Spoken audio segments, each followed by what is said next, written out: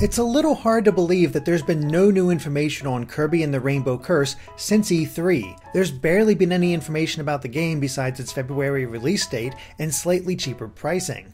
But that finally changed a couple weeks ago when Nintendo of Japan released a new 4-minute trailer that helped provide a ton of new details on Rainbow Curse.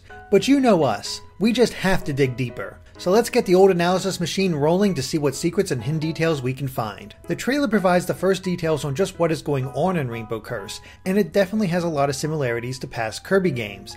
It begins with a mysterious force from another dimension draining all the color away from Dreamland, leaving everything gray, immobile, and helpless. It's then that a living paintbrush that can also take the form of a fairy escapes through the portal, but she's being chased by a pair of hands. But whose hands are those? Well, those things on their palms do look like they could be eyes or even mouths, so maybe this is the villain's full form? Or could they belong to Drossia, Dark Matter, or some other previous Kirby villain? It's possible, but they don't really seem to match up with any of them. The color of the hands, though somewhat close to Drossia, still isn't an exact match, so it seems likely we're dealing with a completely new villain. Or perhaps these hands are just under the command of the true villain. There are a lot of different ways this could go based on previous Kirby games. What we do know is, thanks to our handy in-house translator, otherwise known as Tom's wife, the fairy is named either Ellen or Elaine, but we're going to stick with Ellen for the rest of the analysis. And we can see her use her powers to restore color to Kirby and Bandana Dee, though it isn't long before the three of them head toward the portal in order to get the color back and save Dreamland. This last scene also confirms that the player will actually be taking the role of Ellen, as she's the one that paints the lines. But we still have to wonder, why is it that Kirby has to curl up into a ball while Bandana Dee can simply walk along the path? I guess Bandana Dee is just a nonconformist. Who knew? So it seems the levels you'll be exploring take place in this alternate dimension, and the trailer provides quite a good look at many of the different level themes. And thanks to this one clip, we know that there will be 28 main story levels. So what kind of levels can we expect? At first glance they seem pretty standard with grasslands, deserts, ruins, castles, forests, oceans, and volcanoes all being represented. But thanks to the clay aesthetic and the designs, these levels look to be more than just repeating tropes. In the grasslands, we see several different takes on the theme. Sometimes the rainbow in the background is close, while other times it's far away. And in the sections where the rainbow is far off, it looks like the level has shifted to more of a beanstalk motif. There's more to the grasslands than just these two examples though. At one point we see an underground level with very little vegetation and a waterfall. This is actually part of the grasslands since the same level themes can be seen later, except in this one, there's a tutorial sign that was also in the grasslands. What's being taught? Well, that collecting 100 stars allows Kirby to activate his Star Dash. The question is whether this underground section and the grasslands above are all on the same level or are just part of the same world.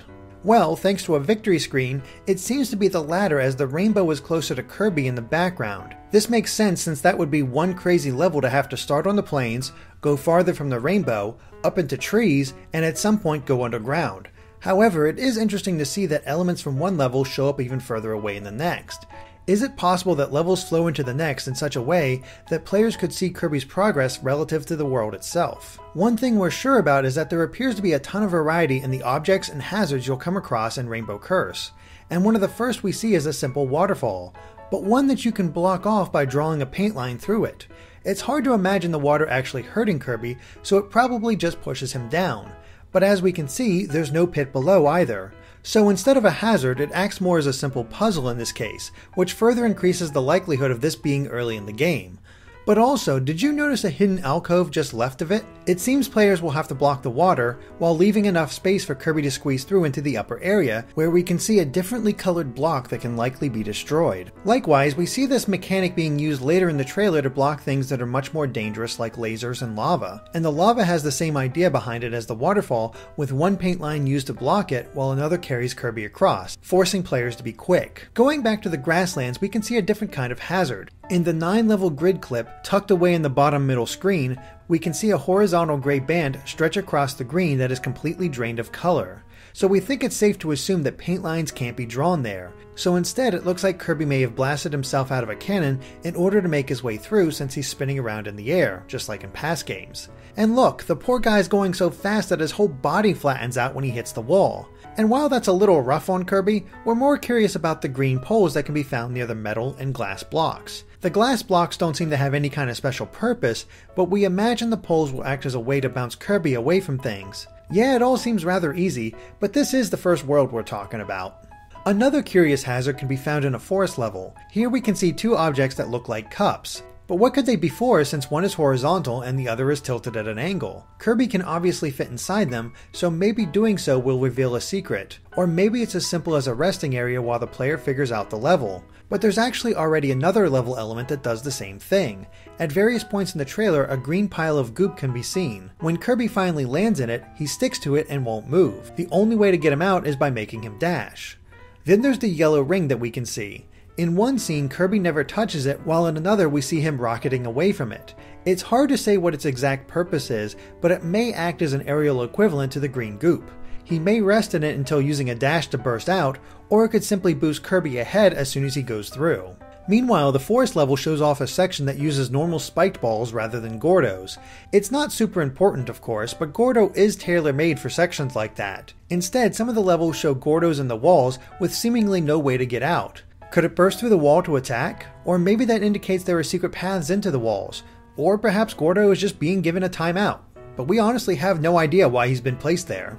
While Rainbow Curse hasn't looked too difficult so far, there are plenty of examples where it won't allow players to go at their own pace. The upper right screen in the grid clip shows the forest level with more spiked balls to dodge, but this time there's an extra challenge as a huge gust of wind can be seen blowing Kirby away. There are also auto-scrolling levels in the sky as well as currents that will push you forward while underwater, and sometimes it looks like there will be a timer for Kirby to get through a certain part of the level. But the most interesting one features one of the sky levels with a large ship in the background. It's actively firing on Kirby, meaning you have to dodge as you go forward. We can even see where the cannonballs will hit thanks to a pink marker. The explosion doesn't go away after a short time though. Instead, it looks to consistently burn, making it a bit more tricky to dodge future explosions. Another level element that looks to pop up throughout the game is a gondola that Kirby can ride in. Once he's inside, the paint line can be used to redirect where the gondola goes. In this case, it can be used to avoid the spinning saw and reconnect back to the ropes. And later levels show that the ropes have arrows that point in the direction the gondola will travel, allowing players to plan their movement. The paint lines can be connected at any point and don't even have to connect with another rope in order for Kirby to travel along it. But when Kirby is collecting these hovering stars, will he have to be guided back to the rope, or will it automatically catch? We imagine it'll be the latter though. Finally, there looks to be several bonus rooms in the game with different challenges found within. The example shows that Kirby has a limited time, the timer for which has a different look from the previous one, to travel past the stone statues and activate them. If the player succeeds, then they'll be rewarded with a treasure chest. It seems simple enough, but the trailer also indicates that there will be some kind of challenge mode as well.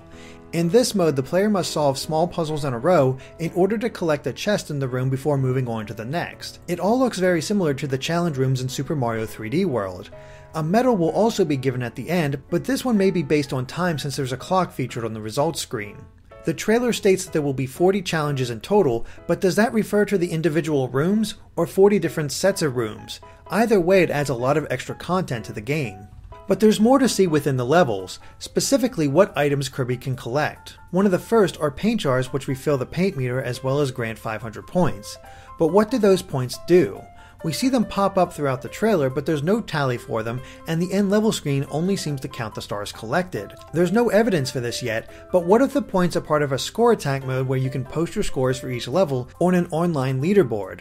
Otherwise, we have no idea what they could be used for. Speaking of the stars, they are just about everywhere in these levels in various sizes, and some are hidden away by other items such as the flippers. By passing by them, Kirby will be rewarded with more stars, and sometimes those stars can be found in bottles, though we're not sure of the point. Maybe Kirby just has to dash into the bottles to break it open and collect the star? What's more interesting is that there seems to be a bonus for collecting a lot of stars in a row. At several points throughout the trailer, text appears above Kirby stating that he got a streak, whether it's 5, 10, or even 100. The bigger his streak, the more bonus stars he receives, as you can see from the text above the star counter. The curious thing is that we don't really know how these streaks work. Many times when he gets a streak, Kirby will collect even more stars, but another streak doesn't happen. Does more time have to pass between streaks, or is something else going on? At the very least, we know that the stars are used to power Kirby's Star Dash, which powers him up for a supercharge attack that can even destroy metal blocks. Though it appears that collecting extra stars will roll over once the Star Dash is used, as we see during this scene. However, that is part of a bonus from a streak. Is that just an exception, or will all stars collected be rolled over to the next Star Dash? There's another possible mystery concerning the Star Dash as well. In this scene, a treasure chest and more stars appear for Kirby, but there's no obvious reason why. Did he trigger something naturally in the environment? Was it because he hit that particular block? Or could the Star Dash be used to reveal secrets too? We're really not sure, especially since we see this happen again when spinners appear for seemingly no reason. Not only that, but Kirby can collect a blue star that reveals a horde of hidden stars. They really are just hidden everywhere. Along with the stars, food, 1-ups, and Maxim tomatoes all return as well. They serve pretty much the same purpose, with the food refilling Kirby's health whenever it's low and otherwise giving him more points. But it's the chests that we're interested in. Sometimes they're flying, sometimes they're hidden until a challenge is completed, and other times they're just sitting there. And thanks to the one time Kirby collects a chest, we can see a new part of the HUD appear showing that there are 5 chests per level. No matter how they're found, they all contain either a trophy or a song. These songs can then be listened to from the main menu, and it looks like favorites can be chosen as well. Presumably, the trophies can be looked over too, though we wonder if they'll have some accompanying text or will just show off the character like the keychains from Triple Deluxe. The big question is whether they'll be randomized like the keychains in that game. It's difficult to say with any accuracy at this point, but we do know that more chests can be collected in challenge mode. There are other odds and ends that can be found in the levels as well, such as springs to help with vertical movement, cannons that will either help Kirby along or perhaps send him to a bonus room, and blocks that can either be destroyed by Kirby's dash or a tap with a stylus. But the most mysterious is this puzzle piece. It only appears here and the trailer never states what it does. Maybe each level contains a puzzle piece, and collecting them all will reward the player with something? Rainbow Curse also continues the tradition of including classic enemies as well as a few new ones. We've already talked about the Gordos in the walls, but they also appear hanging from balloons in the sky level, as well as just hovering on their own underwater as a hazard.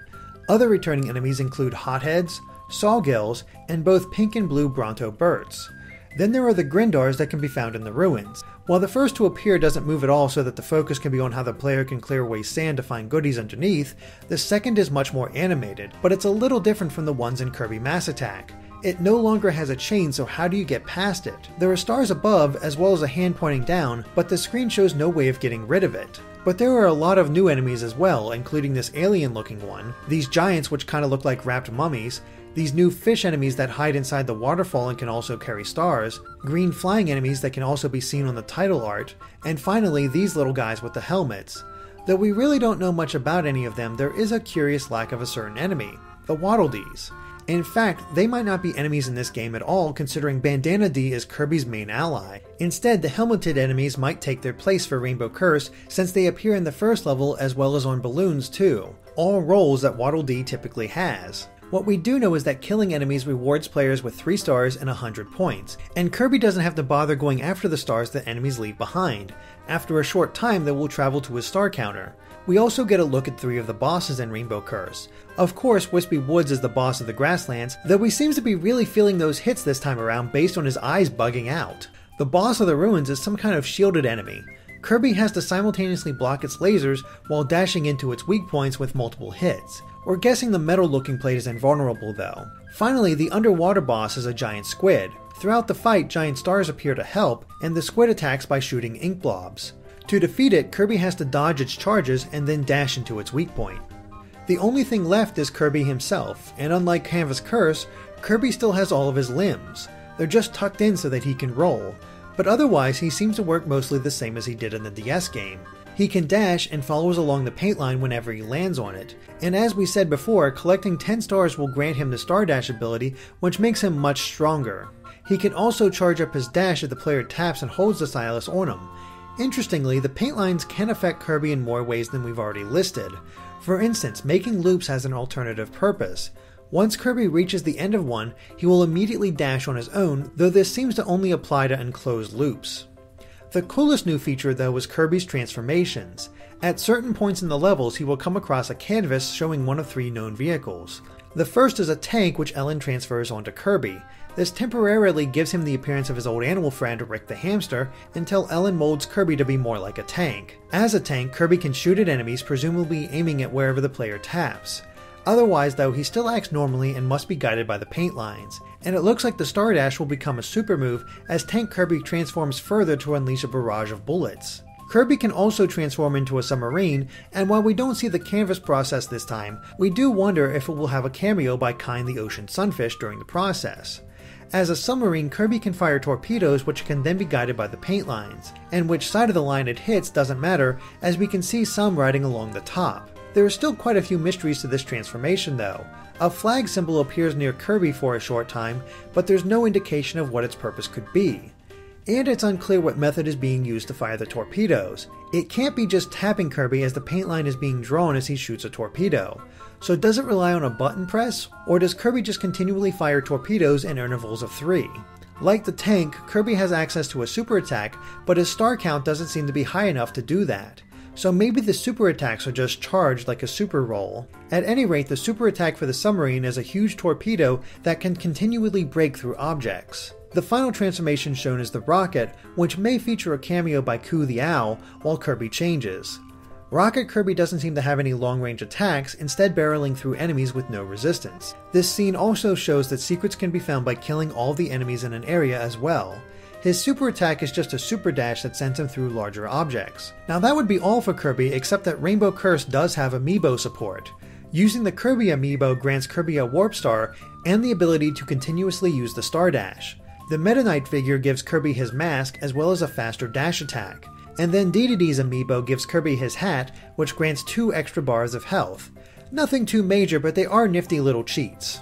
A potentially bigger aspect is the multiplayer, which allows extra players to drop in and out at any time to take on the role of Bandana Dee and his friends. However, they all have less health than Kirby. The question is, will them dying drain Kirby's lives, or do they work like the buddy system in Kirby Superstar? Bandana Dees walk around normally and seem to have full access to their usual spear abilities. They can also walk on the paint lines and can even carry Kirby. And if any one of them grabs health, it will refill the life of whoever has the least. At least that's presumed since Kirby was the only one without full health. Having the Bandana Dees seems to create a different kind of game, as the player with a gamepad can take active part in the levels, or have the Bandana Dees carry and pass Kirby as he helps them with the paint lines. They even take part in the transformations as they receive cannons of their own whenever Kirby becomes a tank. Not too much else was shown of the multiplayer, but it does seem like it could be a charming addition. And that really seems to sum up Kirby and the Rainbow Curse well. It's charming. From the art style to the gameplay, it really feels like a proper sequel to Canvas Curse. And it won't be long until we find out ourselves whether it lives up to that game. Until then, let us know if we missed anything in the comments. If you liked this video, be sure to like us on Facebook or follow us on Twitter at GameXplain to keep up with everything we do. Thanks for watching, and make sure to stay tuned to GameXplain for more on Kirby and other things gaming too.